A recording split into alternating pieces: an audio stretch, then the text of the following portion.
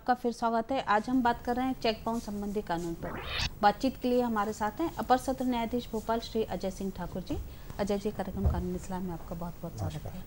हमारी दूसरी मेहमान है कानूनी सलाह में बहुत स्वागत है।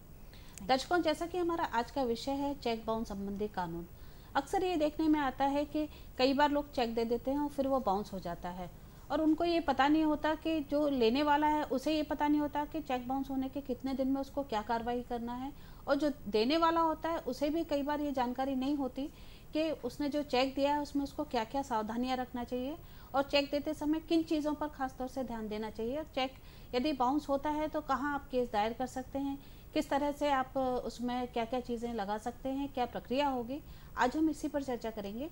कार्यक्रम शुरू करने से पहले हम आपको बता दें कि हमारा ये कार्यक्रम लाइव फोन इन कार्यक्रम है और इसके माध्यम से आप सीधे हमसे जुड़कर सवाल कर सकते हैं। हमारा टोल फ्री नंबर है 1800-233-0040। दूसरा नंबर है 0755-266-0049। टेलीफोन नंबर एक बार फिर नोट कर लें 1800-233-0040, 0755-266-0049। आइए कार्यक्रम शुरू करते हैं। अजय जी, आपसे जानना चाहेंगे कि जो चेक बाउंस संबंधी कानून है वो क्या है? मैडम, ऐसा है कि आज के बाज़ार युग में जहाँ पर पैसों का लेन देन चेक के माध्यम से होता है या इंटरनेट ट्रांजैक्शन के माध्यम से होता है जी, वहाँ पे जब चेक के माध्यम से ट्रांजैक्शंस होते हैं और एक भरोसा रहता है चेक पे कि चेक में जो राशि हमें लिखी हुई है उसमें वो राशि हमको प्राप्त होगी जी। लेकिन जब चेक में पाने वाला जब उसको अपने खाते में पेश करता है लगाने के लिए और वो चेक बाउंस हो जाता है तो वो भरोसा टूट जाता है। तो इस भरोसे को बरकरार रखने के आशय से ही जी प्रक्रम लिखित अधिनियम में इसके लिए विशेष प्रावधान किए गए हैं कि चेक बाउंस के मामले में क्या क्या किया जा सकता है। जी बिल्कुल, क्या क्या कार्रवाई की जा सकती है, क्या कार्रवाई की जा सकती है। बिल्कुल, आपका कहना बिल्कुल ठीक है। नौशीन मैम, जैसा कि अभी अजय सर ने बताया कि जो ये कानून बनाया है इसके पीछे मंशा क्या रही है। अगर हम बात करें कि जो क्षेत्राधिकार है, यदि कोई भी चेक बाउंस होता है तो उसके बारे में कहाँ प्रकरण दायर होगा, तो क्या क्षेत्राधिकार होता है इस नेगोशिएबल इंस्ट्रूमेंट एक्ट के मामले में? क्योंकि ये टेक्निकल है पूरा एक्ट, तो ज़्यादातर लोगों में कन्फ्यूजन होता है जुरिस्डिक्शन के मामले में, क्षेत्राधिकार के मामले में। लेकिन अब स्थिति एकदम क्लियर है।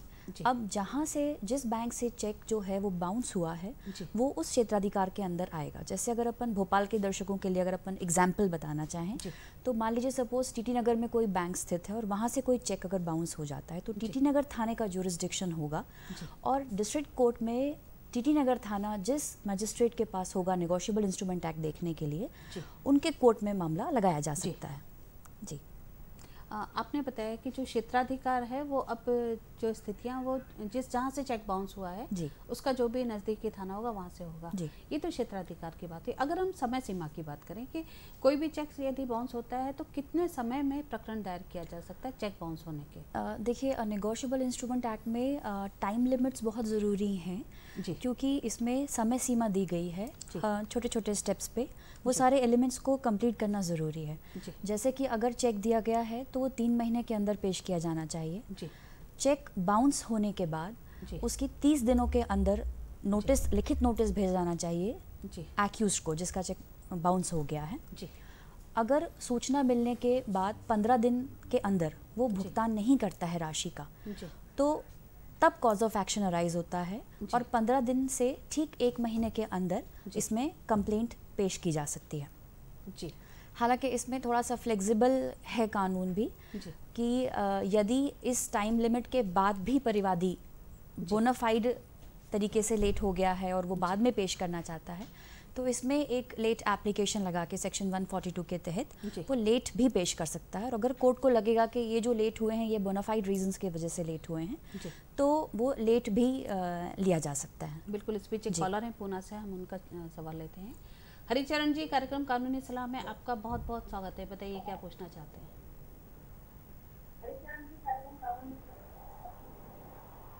जी मैम, नमस्कार। नमस्कार जी। हेलो। हाँ नमस्कार जी, बताइए आप क्या पूछना चाहते हैं और अपने टीवी का वॉल्यूम। मैं ठेकेदारी वाला काम करता हूँ जी, आप अपने टीवी की आवाज कम करें पहले तो। मिस्त्री का काम कर रहा हूँ मैं, हमको चेक दे देते हैं कई बार जी। और वो हाँ हाँ बताएं, उसमें समस्या क्या आती है आपको? तो पैसा भी नहीं निकलता, तो उसके बारे में हमको समझाना है। मैं गाँव से बोल रहा हूँ, परार गाँव से। जी जी। नहीं तो क्या होता है, चेक आपको दिया जाता है तो वो चेक जब आप आपके बैंक में डालते हो तो पैसा नहीं निकलता उसमें। क्या लिख के आता है? हम इनका सवाल क्लियर तो नहीं हुआ, पर जहाँ तक इन्होंने बताया कि चेक बाउंस का ही मामला लगता है। बिल्कुल। ऐसे में क्या रेमेडी है इनके उनके लिए उपचार ये है कि इनको पहले ये देखना पड़ेगा कि उनका चेक किन कारणों से उनको पैसे नहीं मिल रहे हैं उस चेक की राशि का। हालांकि सुप्रीम कोर्ट अब ये कह चुकी है कि चेक किसी भी मामले, किसी भी कारण से यदि अनादरित रहता है तो भी 138 का मामला बनता है उसमें। तो कारण कोई भी हो चेक बाउंस होने के, यदि उनको उनके वाजिब पैसे चेक के माध्यम से जो दिए जा रहे हैं नहीं प्राप्त हो रहे हैं और चेक बाउंस हो जा रहा है, तो निश्चित ही उनको अपने अधिवक्ता के माध्यम से कानूनी कार्रवाई करनी चाहिए, क्योंकि उनके वाजिब पैसे हैं। चाहे चेक बाउंस होने का कारण कुछ भी रहा हो। हरिचरण जी, जैसा कि हमारे एक्सपर्ट ने बताया, हम आपकी समस्या जो थी हमें सुनकर ये लगा कि आप अगर चेक डालते हैं तो आपको पैसा नहीं मिलता है। तो जिस भी कारण से आपका चेक बाउंस होता है, चाहे वो उसमें इनसफिशिएंट अमाउंट हो या फिर कोई और भी वजह है, स्टॉप पेमेंट हो या कोई दूसरी वजह भी हो सकती है, कई बार अमाउंट में ओवर राइटिंग हो जाती है। अगर किसी भी कारण से चेक बाउंस हुआ है तो अभी जो सुप्रीम कोर्ट ने गाइडलाइन दी है कि इसमें भी प्रकरण बनता है, आप इसके लिए किसी भी अधिवक्ता से संपर्क करें, वहाँ जो भी हो, और उनके माध्यम से आप केस लगा सकते हैं और उस चेक की राशि आप प्राप्त कर सकते हैं, जो कि आपको विधिक रूप से अगर किसी ने दिया है आप प्राप्त करने के अधिकारी हैं। अजय जी, हम चर्चा कर रहे हैं, जैसा कि इनका सवाल भी था कि ये मिस्त्री का काम करते हैं तो स्वाभाविक है कि ठेकेदार और वो इनको चेक देते होंगे। तो इसी तरह से कई बार ये देखने में आता है कि जो कंपनीज के चेक होते हैं, कंपनियां किसी को चेक देती हैं, चाहे वो फिर कंस्ट्रक्शन कंपनी हो या दूसरी हो, तो वो जब चेक देती है और वो चेक यदि बाउंस होता है तो उसमें फिर किस तरह किसके ऊपर जिम्मेदारी आएगी? डायरेक्टर्स पे आएगी, किस पे आएगी? क्योंकि कंपनी तो बहुत सारे लोगों की होती है। ये आपने बहुत महत्वपूर्ण सवाल पूछा है जी, क्योंकि कंपनी जब चेक जारी करती है जी और वो चेक बाउंस हो जाता है तो बहुत से लोगों को इस बारे में कानूनी ज्ञान नहीं है जी। तो सबसे पहली बात तो ये करना चाहिए इन्हें कि अपने परिवार में कंपनी को पक्षकार बनाएं वो जी, क्योंकि वो कंपनी को पक्षकार नहीं बनाते हैं तो समस्याएं खड़ी होती हैं जी। इनको याद रखना होगा कि कंपनी की एक अपनी लीगल आइडेंटिटी होती है, अपना एक लीगल स्टेटस होता है वो जी। ये सही है कि परिवार जब प्रमाणित हो जाएगा तो कंपनी को आप कारावास के दंड से दंडित नहीं करेंगे आप, बिल्कुल, पर उस पर वो अर्थदंड तो लग ही जाएगा बिल्कुल। तो कंपनी को पक्षकार बनाना आवश्यक है और माननीय सुप्रीम कोर्ट ये कह चुकी है कि यदि कंपनी को पक्षकार नहीं बनाया है तो ये परिवार चलने योग्य नहीं रहेगा जी। अब इसके बाद में यदि बात करें अपन, तो जो परिवादी न्यायालय आया है कंपनी के खिलाफ, कंपनी के चेक के संबंध में जी, तो उसे उस कंपनी के समस्त मैनेजिंग डायरेक्टर या और भी जो अधिकारी हैं कंपनी के जी, उनको पक्षकार बनाना पड़ेगा उसको जी। अब कंपनी के मामलों में वो सभी व्यक्ति, वो सभी बार साधक अधिकारीगण, मैनेजिंग डायरेक्टर और डायरेक्टर जो कि कंपनी के डे टू डे बेसिस के बिजनेस में हस्तक्षेप रखते हैं या उनका संचालन करते हैं उस चीज़ का जी, उनको पक्षकार बनाना पड़ेगा। नहीं तो कई बार क्या होता है कि हम कंपनी के ऐसे डायरेक्टर को भी पक्षकार बना देते हैं जो कि कंपनी के डे टू डे संचालन में उसका कोई हस्तक्षेप नहीं रहता है जी। तो supreme court, honourable supreme court कहती है कि ऐसे डायरेक्टर्स पक्षकार नहीं रहेंगे। कई बार क्या होता है कि कंपनी में कई डायरेक्टर्स ऐसे होते हैं जो स्लीपिंग पार्टनर्स के हैसियत से काम करते हैं कंपनी में जी। उनका कंपनी के day to day basis functioning से कोई लेना देना नहीं रहता है जी। इसलिए उनको पक्षकार नहीं बनाया जा सकता है जी। और ये बात भी ध्यान रखने योग्य होगी कि कंपनी में कई बार क्या होता है कि सरकारें भी अपने नुमाइंदे डायरेक्टर के रूप में पदस्थ करती हैं कंपनी के अंदर, या सरकारी नुमाइंदे होते हैं या फिर किसी सरकारी वित्तीय संस्था के डायरेक्टर्स जो होते हैं वो डायरेक्टर नियुक्त होते हैं जी। उनको इनसे छूट दी गई है 138 के प्रोसिक्यूशन से जी। तो ये मुख्य बातें हैं ध्यान रखने वाली। बिल्कुल। अब प्रश्न यहाँ पर ये उठेगा कि परिवादी को अजय जी, हम एक अभी वक्त ब्रेक का, हम चर्चा पे वापस आएंगे, हम इस पे फिर चर्चा करेंगे। दर्शकों, हम आपको बता दें कि अभी वक्त एक छोटे से ब्रेक का, ब्रेक के बाद हम चर्चा पे वापस आएंगे। लेते एक छोटा सा ब्रेक।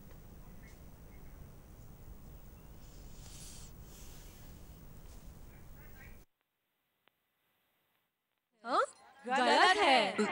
मिलकर आवाज उठाओगी तो गांव वालों को ये आदत बदलनी पड़ेगी। जब मिलकर बोलेगी नारी तो सुनेगी दुनिया सारी। जब मिलकर बोलेगी नारी सुनेगी दुनिया सारी। दरवाजा बंद तो बीमारी बंद। तुम अपना दिमाग लड़ाओगी, लुटे वालों को समझाओगी, शौचालय का रास्ता दिखाओगी। दरवाजा बंद तो बीमारी बंद। गांव खुले में शौच की आदत बदलेगा, फिर कोई नहीं बीमार पड़ेगा। जब दरवाजा बंद तो बीमारी बंद। आप भी शौचालय का उपयोग कीजिए और भारत को स्वच्छ बनाइए। मैडम क्योंकि दरवाजा बंद तो बीमारी बंद। Withstands temperatures up to 93 degrees, does not give in to fire, provides the smoothest inner surface, remains environmentally friendly, fights extreme weather conditions. With a combined experience of 90 years and still keeping it stylish. Pinolex FlowGuard Plus, pipes and fittings for residential, commercial and industrial use. अरे आशा दीदी, चलो आप कुछ सुनाओ। ला दे, मुझे तो बस एक ही गाना आता है।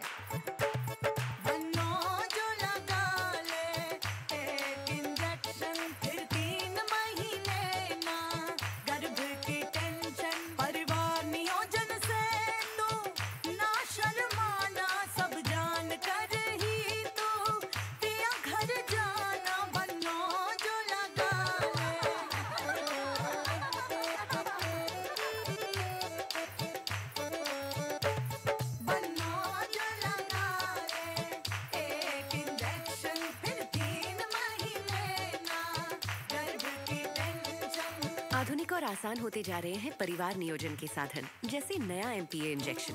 आप किसी भी सरकारी अस्पताल जाकर ये इंजेक्शन लगवा सकते हैं। फोन करें और पाएं परिवार नियोजन से जुड़ी हर जानकारी। जुड़ी जिम्मेदार, जो प्लान करे परिवार।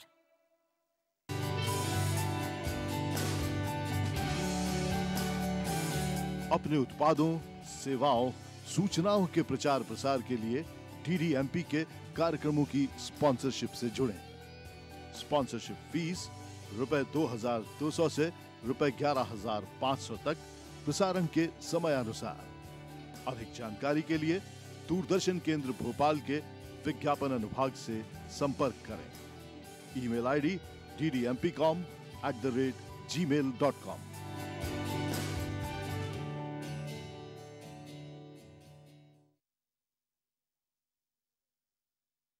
हम आपको कुछ गुमशुदा व्यक्तियों के बारे में जानकारी दे दें। ये तस्वीर जो आप देख रहे हैं, ये श्रीमती रेखा सोनी की है। इनका कद 5 फीट, रंग गोरा, चेहरा गोल, साड़ी ब्लाउज पहने हैं और 2 बच्चे इनके साथ हैं। ये जो तस्वीर आप देख रहे हैं, ये खुशी सोनी की है। इनकी उम्र 8 वर्ष है। ये जो तस्वीर आप देख रहे हैं, तस्वीर है ज्योति सोनी की। इनकी उम्र 6 वर्ष है और ये दोनों श्रीमती रेखा सोनी के साथ ही हैं और ये भोपाल से लापता हैं। ये जो तस्वीर आप देख रहे हैं, ये माधुरी की है। उम्र 19 वर्ष, हुलिया, कद 4 फीट 6 इंच, रंग सांवला, चेहरा गोल, सामान्य, जीन्स कुर्ता पहने हैं और भोपाल से लापता हैं। इन सभी के बारे में यदि आपको कोई जानकारी प्राप्त होती है तो आप इस पते पर सूचित करें। कार्यालय उप पुलिस अधीक्षक, जिला अपराध शाखा, MP नगर, भोपाल। Phone number 075524431212। दर्शकों, ब्रेक के बाद हम फिर हाजिर हैं। हम आपको बता दें कि आज हम चर्चा कर रहे हैं चेक बाउंस संबंधी कानून पर। आपको एक बार फिर याद दिला दें कि बातचीत के लिए हमारे साथ हैं अपर सत्र न्यायाधीश भोपाल श्री अजय सिंह ठाकुर जी।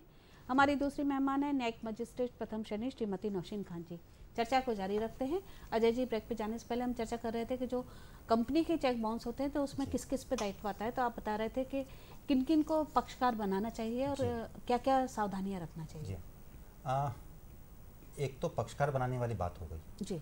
अब परिवादी को, कंप्लेनेंट को अपने कंप्लेंट में ये भी स्पेसिफिकली अभिवचन करने होंगे जी कि जिस डायरेक्टर को उसने पक्षकार बनाया है उसका चेक बाउंस वाले मामले में या कंपनी के डे टू डे वर्किंग में जी कितना दखल है उसका रोल कितना है उसके अंदर में। अब यहाँ पर वाजिब सा प्रश्न ये उठेगा कि जैसे मुझे कंपनी का कोई चेक प्राप्त हुआ है और वो बाउंस हो गया है जी। अब मैं कहाँ से ढूंढूं कि कंपनी के कौन कौन से डायरेक्टर्स हैं और डे टू डे वर्किंग में इन्वॉल्व हैं जो। बिल्कुल। तो इसका एक सीधा सा उपाय ये है कि माननीय सुप्रीम कोर्ट ने डायरेक्शन दिया है कि हर कंपनी जो है अपने सारे मैनेजिंग डायरेक्टर्स एग्जीक्यूटिव्स जितने भी हैं उनकी सबकी जानकारी अपने कार्यालय में रखेगी। वो इतना ही नहीं, ये जानकारी को वो 2 परत में रजिस्ट्रार ऑफ कंपनीज को भेजेगी वो। तो मैं चाहूँ तो कंपनी के कार्यालय में जाके डायरेक्टर्स और संबंधित व्यक्तियों की जानकारी प्राप्त कर सकता हूँ, और नहीं तो मैं रजिस्ट्रार ऑफ कंपनीज के से भी इसकी सर्टिफाइड कॉपी प्राप्त कर सकता हूँ। ये जो जानकारी होती है ये लोक दस्तावेज की श्रेणी मान किया गया है, इसलिए रजिस्ट्रार ऑफ कंपनी से भी जानकारी प्राप्त करके जानकारी प्राप्त की जा सकती है। अब यहाँ तक तो हम आ गए कि किसको पक्षकार बनाना है, किसको क्या करना है। जी जी, अजय जी कॉलर हैं लाइन पे, हम उनको भी ले लेते हैं। जी बहुत देर से लाइन पे हैं। आर्यन पांडे जी, कार्यक्रम कानूनी सलाह में आपका बहुत बहुत स्वागत है। बताइए क्या पूछना चाहते हैं। धन्यवाद मैडम आपका जो है बात कराने के लिए जो है। ये स्वागत है आपका, बताइए। मैडम मैं ये पूछना चाह रहा था आपके मार्फत कि ये जैसे बिल्डर से किसी से अपन ने भूमि खरीदी। हेलो। हाँ जी, हाँ बताएं, सुन रहे हैं हम आपको। किसी वजह से जो है अपने को प्लाट पसंद नहीं आया और अपने जो है नहीं लिया, उसने जो है चेक दिया, वापस पैसे किए चेक के मार्फत और चेक बाउंस हो गए जो है। मतलब जानबूझकर उसने चेक दिए कि जो है चेक बाउंस हो गए, और इसके बाद जो है वकीलों के पास जाओ तो वकील कहते हैं कि साहब 10-10 साल भी लग सकते हैं, 2 दिन भी लग सकते हैं। और वकीलों का हालत तो आप जानते होते। इसके लिए कोई रास्ता है कि वकीलों का कोई समय सीमा निर्धारित हो, चूंकि हर वकील आजकल जो है बिना लिए दिए तो कुछ होता है नहीं है जो है, तो इतना चूसते हैं कि साधारण आदमी वकीलों के पास जाने में डरता है जो है। तो इसलिए मेरा निवेदन ये था कि ऐसा कोई तीसरा रास्ता है क्या कि जो व्यक्ति डायरेक्ट अपना सके, या गरीब आदमी जो है इस तरह डायरेक्ट जो है न्यायालय में जाके अपना आवेदन जो क्योंकि वकील कौम एक ऐसी है जो उनसे निपटना साधारण आदमी की। देखिए वर्मा जी, हाँ आपकी समस्या हमने सुन ली है, और ये जो आप बता रहे हैं तो ये तो आपकी मर्जी के ऊपर है कि आप उनसे लगवाएं या आप खुद लगा दें। आपकी समस्या हमारी समझ में आ गई। चेक आपके पास हैं, जो चेक दिए हैं। चलिए, हमारा संपर्क कट गया। इनका तो सीधा सा कहना ये था कि इन्होंने किसी प्रॉपर्टी को खरीदने के लिए चेक पैसे दिए थे और फिर वो पसंद नहीं आई, कैंसिल कर दी। तो जो बिल्डर या जो भी व्यक्ति था उसने चेक दिया तो वो बाउंस हो जाता है। तो ऐसे में ये वकील के पास नहीं जाना चाहते, तो क्या ये खुद अपना केस दायर कर सकते हैं? ये इनकी समस्या समझने के बाद में मेरे को ये समझ में आ रहा है कि ये चाहें तो सीधे तौर पे कोर्ट में कार्रवाई करने के बजाय स्वयं से कोर्ट में जाके प्री लिटिगेशन मामला पुट अप कर सकते हैं। ये उसमें उनको कोर्ट फीस भी नहीं लगेगी और प्री लिटिगेशन के माध्यम से सस्ता सुलभ न्याय भी उनको उपलब्ध हो जाएगा। और जैसा ये नहीं चाहते हैं कि एडवोकेट को इन्वॉल्व करना, तो उसमें एडवोकेट इन्वॉल्व होंगे ही नहीं। बिल्कुल। और उनको करना कुछ नहीं है, सिर्फ एक सिंपल सा प्लेन पेपर पे अपनी ग्रीवांस को लिख के जल्दी निराकरण हो जाएगा उसमें उनका। बिल्कुल। तो इसके लिए क्या करना होगा उनको प्री लिटिगेशन के लिए? प्री लिटिगेशन के लिए ये संबंधित डिस्ट्रिक्ट कोर्ट में जिला विधिक सेवा प्राधिकरण जाके वहाँ पर जो विधि अधिकारी होंगे उनसे संपर्क कर लें और उनसे जानकारी हासिल करके वो एप्लीकेशन वो कर सकते हैं। ठीक है वर्मा जी, जैसा कि हमारे एक्सपर्ट ने बताया कि आप वकील के पास नहीं जाना चाहते हैं, आपके पास उतना पैसा भी नहीं है खर्च करने के लिए कि आप फीस दे सकें और दूसरे खर्चे कर सकें, तो उसके लिए एक बहुत अच्छा तीसरा रास्ता है कि आप जहाँ रहते हैं वहाँ के जो भी जिला न्यायालय है वहाँ जाकर विधिक सेवा का हर जगह ऑफिस होता है, उस विधिक सेवा प्राधिकरण के ऑफिस में जाके अपनी समस्या बताएं और उनको ये बताएं कि आप प्री लिटिगेशन मतलब समझौते के माध्यम से अपने प्रकरण का निराकरण करना चाहते हैं। वैसे भी अभी आने वाली 14 तारीख को भी लोक अदालत है, तो आप चाहें तो ये आवेदन उनसे पूछकर लगा सकते हैं, जिसमें आपके ना पैसा खर्च होगा, ना आपको कोई फीस देना होगी और प्री लिटिगेशन में कोर्ट के माध्यम से दोनों पक्षों को बैठा के निराकरण हो सकता है, राशि प्राप्त हो सकती है। एक और कॉलर, चंदन जी, कार्यक्रम कानूनी सलाह में आपका बहुत बहुत स्वागत है। बताइए क्या पूछना चाहते हैं। हेलो मैम, आप सभी को नमस्कार। नमस्कार जी, मैं ये जानना चाहता हूँ कि किसी भी व्यक्ति को चेक लेन देन करते समय किस तरह की सावधानियां रखनी चाहिए, और ये कि जो म्यूचुअल फंड कंपनियां होती है ये किसी तरह का कैंसिल चेक लेती है, तो मैम ये किस तरह से दिया जाता है, ये जानना चाहता हूँ मैं। कैंसिल चेक जो लेती है म्यूचुअल फंड कंपनियां, चलिए आपका सवाल समझ में आ गया है।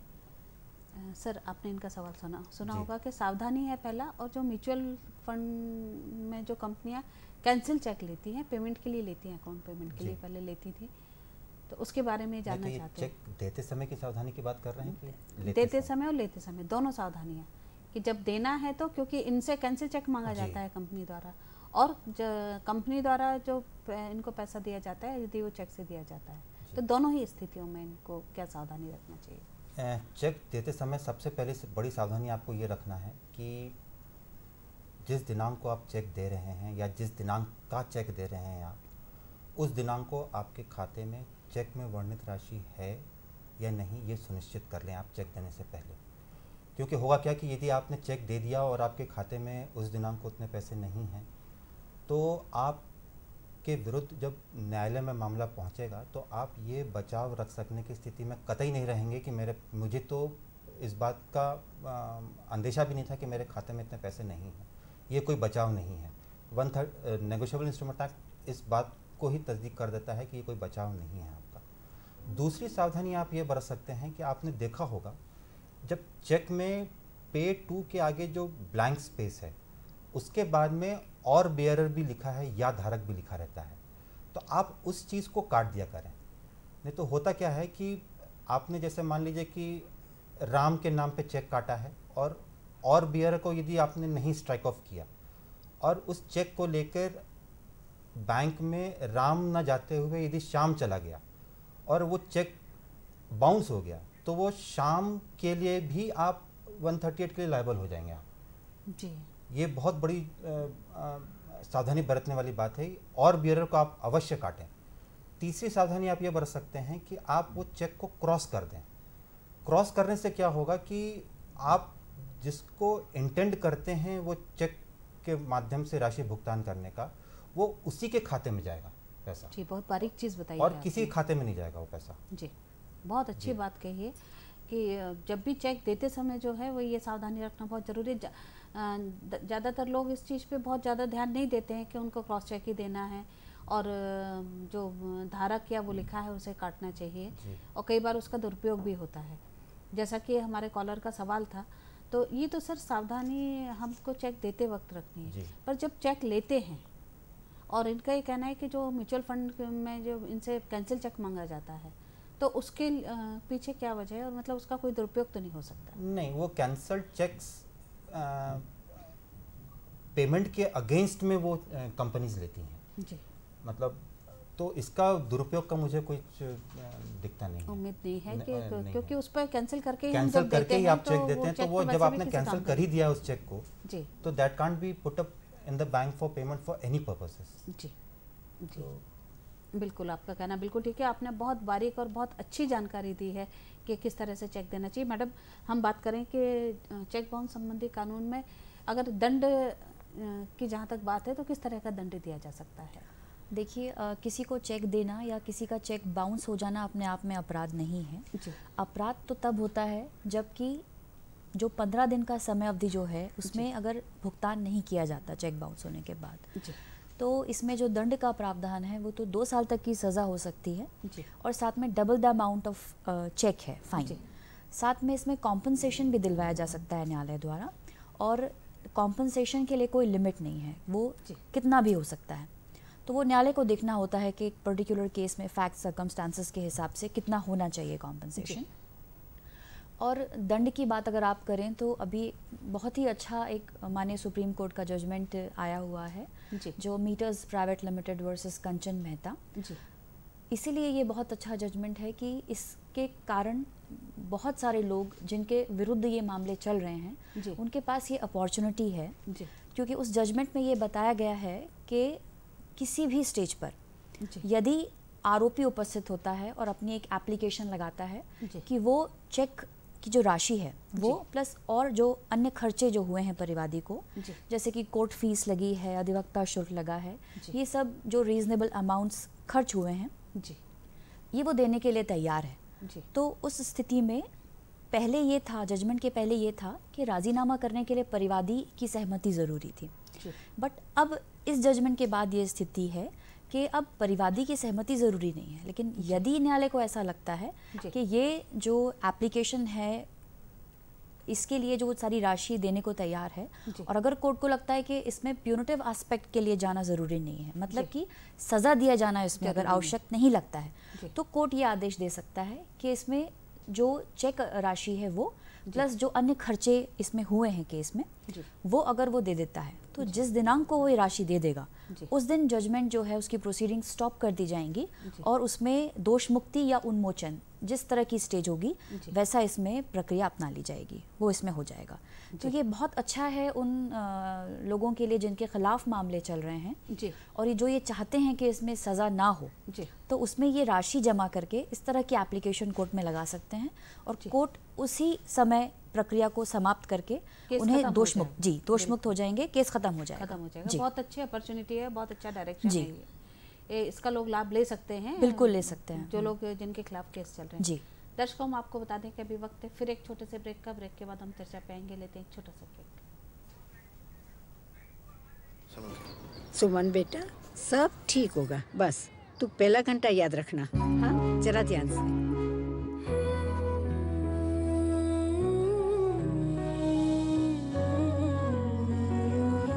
कैसी हो? पहला घंटा याद है? पिला दिया। पहले 1 घंटे में माँ का पहला दूध बनाए बच्चे को अंदर से मजबूत, बीमारियों से लड़ने के लिए। क्यों? माँ का दूध फायदे खूब। Withstands temperatures up to 93 degrees, does not give in to fire, provides the smoothest inner surface, remains environmentally friendly, fights extreme weather conditions. With a combined experience of 90 years and still keeping it stylish. Pinolex FlowGuard Plus, pipes and fittings for residential, commercial and industrial use. इतने सारे फल फूल, वाह कमाल है भाई। सब शौचालय का आशीर्वाद है मिश्रा। शौचालय? शौचालय नहीं, शौचालय, वो भी 2 गड्ढों वाला। 7 साल पहले मैंने इनसे कह दिया था, शौचालय नहीं तो शादी नहीं। और मैंने क्या जवाब दिया था? 2 गड्ढों वाला नहीं तो शौचालय नहीं। 2 गड्ढे? क्यों? एक गड्ढा 5 साल में भर जाएगा शौच करते करते, उसके बाद लिवर को ऐसा घुमाओ और दूसरा गड्ढा खोद लो। अरे दूसरी की क्या जरूरत है, इसी को साफ करवा दो ना, टट्टी तो है। ये टट्टी नहीं है, ये सोना है। अरे ये गड्ढा भरने के बाद अगर 1 साल बंद रहेगा तो यही छीछी सोना बन जाएगा, यानी सोनखार। इसे हाथ से उठाओ और खेतों में मिलाओ और शौचालय का आशीर्वाद पाओ। अब तो मैं भी बनवाऊंगा 2 गड्ढों का शौचालय। और ये भाभी जी को दो। धरती का उपहार है मिश्रा। शौचालय हो तो 2 गड्ढों वाला। मैडम सब ठीक तो है ना? सब ठीक है, आपको बेटी हुई है, मुबारक हो। मुबारक हो सुमिन, मुबारक हो, चाचा बन गया तू। छोरी हुई है छोरी। अरे छोरी तो ठीक है, पर बापू ने क्या बोलेगा अब? बापू नमस्ते। छोरी हुई है बापू। छोरी हुई सर। अरे फिर लड्डू बांटने तब बनते इसे ना।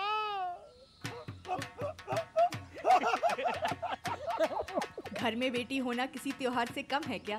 ये है नए भारत की नई बेटियां। बेटी बचाओ बेटी पढ़ाओ, महिला एवं बाल विकास मंत्रालय द्वारा जनहित में जारी।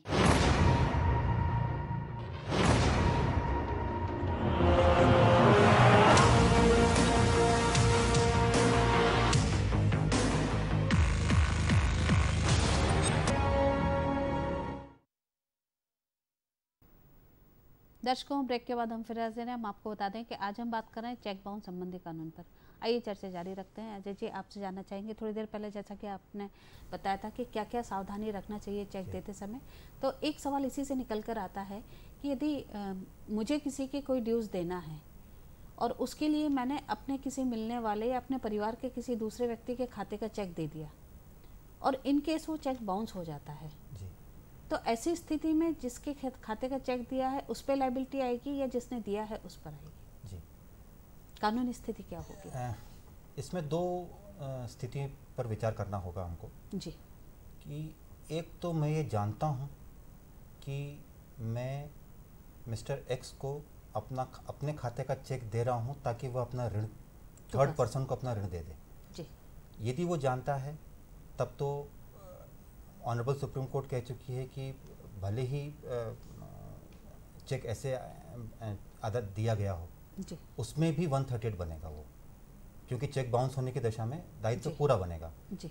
जैसे हम लोग बैंक में किसी गारंटर के श्योरिटी स्टैंड करते हैं, हम ये गारंटर बनते हैं जी। और बतौर गारंटी हमने लोन का गारंटर के रूप में एक चेक दे दिया बैंक को जी। और यदि वो चेक बाउंस हो जाता है जी। तब तो हमारी लायबिलिटी बनती है पूरी उसमें जी। दूसरी परिस्थिति ये है कि मुझे नहीं पता है और मैंने राम को एक चेक दे दिया जी। पर राम ने उस चेक का मिसयूज करते हुए उसको अपने ऋण खाते में डाल दिया जी। और वो चेक बाउंस हो गया जी। उस दशा में भी 138 तो बनेगा जी। लेकिन मेरे पास में एक लेजिटिमेट डिफेंस रहेगा कि मैंने ये चेक उस प्रयोजन से नहीं दिया था जिस प्रयोजन के लिए ये चेक उपयोग किया गया है जी। उस केस में कोर्ट उस पे डिफेंस पे विचार करेगी उस चीज़ को जी। और वो किस सीमा तक उस चीज़ को प्रूव कर पाया है वो जी। वो उस पे भी डिपेंड करेगा जी। पर इसमें एक समस्या ये आ सकती है कि जिसको चेक दिया गया है या तो ब्लैंक चेक होगा तो ये स्थिति होगी, पर यदि नाम का दिया है किसी दूसरे व्यक्ति को तो उस नाम के चेक को तो फिर उसका मिसयूज होना मुश्किल होता है। ब्लैंक चेक में तो डेफिनेटली उसका मिसयूज हो सकता है, वो तीसरे व्यक्ति का नाम डाल सकता है उसके अंदर जी। लेकिन यदि नाम लिखा हुआ है जी। वही मैं आपने पहले भी मुझसे पूछा था कि जी। क्या क्या सावधानियां बरतनी चाहिए जी। तो उसमें एक सावधानी ये भी रहती है जी। कि जब भी हम चेक जारी करें जी। तो ब्लैंक चेक ना दें क्योंकि मुझे पता है कि मुझे राम को पैसे देने हैं तो मैं राम का ही नाम लिखूंगा ना उसमें, बिल्कुल मैं किसी और का नाम क्यों लिखूं उसके अंदर, बिल्कुल। तो ब्लैंक चेक ना दें जी। ये एक मैसेज है दर्शकों, जैसा कि हमारे एक्सपर्ट ने बताया कि कभी भी आप किसी को कोई चेक देते हैं तो कभी भी ब्लैंक चेक ना दें, ये सावधानी जरूर रखें, अन्यथा वो उसका दुरुपयोग कोई भी कर सकता है और आपके ऊपर आपके खिलाफ कार्रवाई हो सकती है, आप किसी केस में फंस सकते हैं, चेक बाउंस में या दूसरे केस में फंस सकते हैं। तो इसलिए इस चीज़ का विशेष रूप से ध्यान रखें।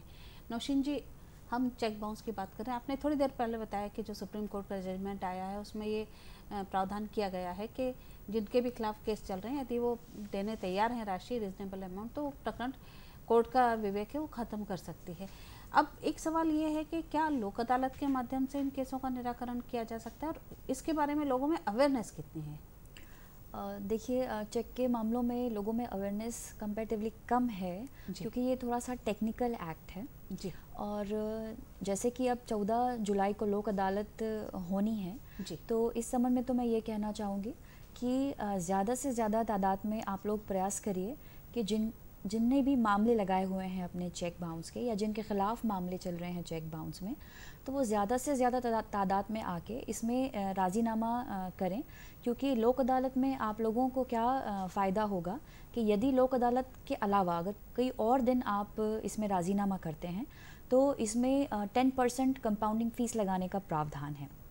मतलब कि जो चेक राशि है उस पर 10% आपको कंपाउंडिंग फ़ीस देनी पड़ेगी, तब आप राज़ीनामा कर सकते हैं। साथ में इसमें जो कोर्ट फीस लगाता है परिवादी वो भी वापस नहीं मिलती। लेकिन जो लोक अदालत में स्पेशल ये प्रावधान किए गए हैं कि यदि आप लोक अदालत के दिन राज़ीनामा करते हैं, अपना मामला सुलझाते हैं, तो उस दिन न केवल परिवादी को अपनी कोर्ट फीस वापस मिल सकती है बल्कि जो एक्यूज्ड है उसको भी जो कंपाउंडिंग फ़ीस है वो या तो मिनिमम 1% या यहाँ तक कि वो 0%, मतलब बिना कुछ राशि दिए हुए, कंपाउंडिंग राशि दिए हुए तो भी उसका राज़ीनामा हो सकता है।